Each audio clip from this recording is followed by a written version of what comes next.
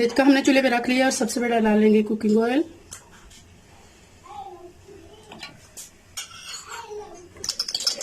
Oil हमारा अच्छी तरह गर्म हो चुका है, तो अब हम डालेंगे प्याज।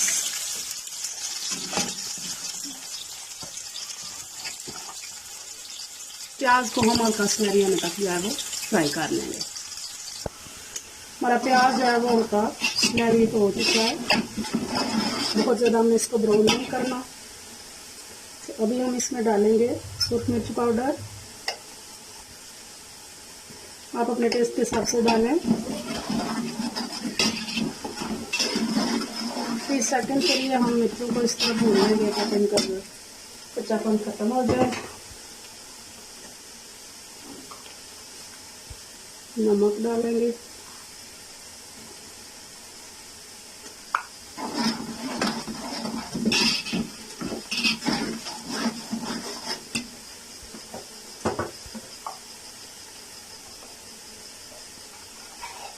हल्दी पाउडर डालेंगे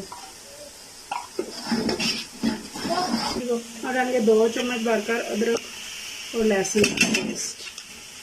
1 मिनट के लिए इनको पकाएंगे ताकि अच्छी सी अदरक लहसुन की खुशबू आना शुरू हो जाए। अच्छी तरह हमारा लहसुन का पेस्ट भून चुका है, तो अब हम ये टमाटर हरी मिर्चें काटी हुई डाल देंगे। टमाटरों का सॉफ्ट होने तक जो है उसे पका लेंगे। हमारे टमाटर अच्छी तरह सॉफ्ट हो चुके हैं, मसाला भी अच्छी तरह तैयार हो चुका है। तो यहाँ इस स्टेज पर हम डालेंगे कीमा। तो बीफ का कीमा,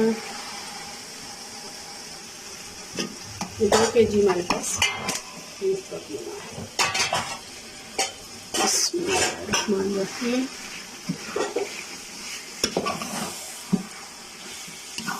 कीमे को अच्छी तरह हमने इसका पानी ड्राई होने तक जो है वो और कलर चेंज होने तक भून लेना है।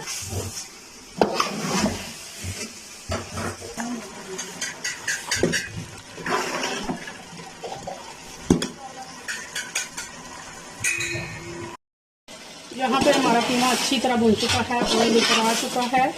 तो अब यहाँ पे हम 1 कप जो है वो पानी डालेंगे और चूल्हे की फ्लेम स्लो कर देंगे।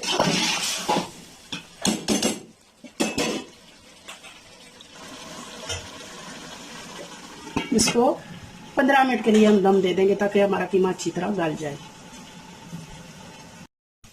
15 से 20 मिनट तकरीबन हो गए हैं कीमे को दम पे रखे हुए। माशाल्लाह बहुत प्यारी खुशबू आ रही है।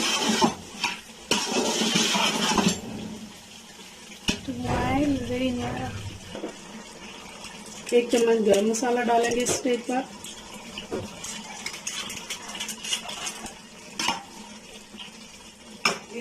और अब हम डालेंगे आलू।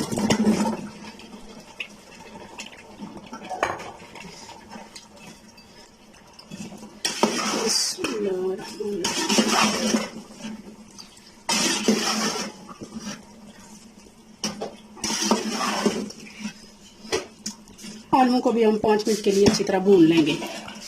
बहुत अच्छी तरह हमारा कीमा और आलू भून चुके हैं। आप देख सकते हैं पानी बिल्कुल खुश्क हो चुका है और हमारा बिल्कुल जो है वो ऊपर आ चुका है। आप देख सकते हैं बिल्कुल भी ये बहुत अच्छी तरह दोनों चीज़ों की बनाई हो चुकी है।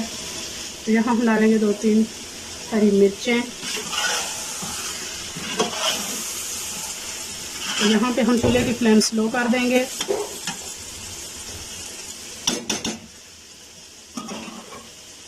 और 15 मिनट के लिए इसे दम दे देंगे। बिस्मिल्लाहिर्रहमानिर्रहीम।